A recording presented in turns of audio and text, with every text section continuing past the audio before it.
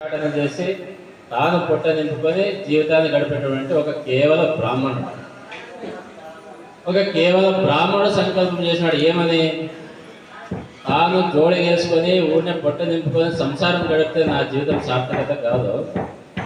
ఎప్పుడైతే భగవంతుడు నాకు ఇచ్చిన జ్ఞానాన్ని నేను సమాజానికి నేను పంచుతానో, ఎప్పుడైతే మంచి సంకల్పం చేసుకొని ఈ జగత్తుకి ఏదైనా ఉపయోగం పరోపకారం చేస్తానో, అప్పుడే నా జీవితానికి ఒక సార్థకత అని తెలుసుకొని తాను ఒక సంకల్పం చేస్తాడు. ఈ దేశం అందు, భారతదేశం అంటే అత్యంత ప్రాచీనమైనటువంటి సాంస్కృతిక దేశము. ఈ దేశంలో ఏ జ్ఞానం కావాలన్నా, ఎటువంటి జ్ఞానం కావాలన్నా అది ఒకటే చోట దొరికే విధంగా చేయాలి. అది మన ప్రపంచానికే దేవనగరి అయినటువంటి కాశీక్షేత్రంలోనే ఆ విశ్వవిద్యాలయం కట్టాలని సంకల్పం చేసుకొని ఆ క్షణాన్ని జోడిగా వేసుకొని బయలుదేరుతాడు. యావత్ భారతం అంతా పాదయాత్ర చేస్తూ విశ్వవిద్యాలయం కట్టాలని చెప్పేసి ప్రతి ఒక్క చోట భిక్షాటన చేస్తాడు.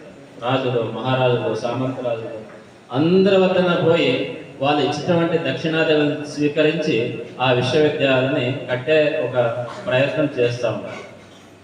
అలా ప్రయత్నం చేసే ఒక విధిలో తాను ఎక్కడికి వస్తాడంటే రాజు వద్ద జోడే సామి చాచి అడుగుతాడు, మహారాజా, నేను ఒక పెద్ద సంకల్పం చేశాను, దానికి నాకు ధన సహాయం కావాలి, దయచేసి నువ్వు ఆ ధన సహాయం చేయి.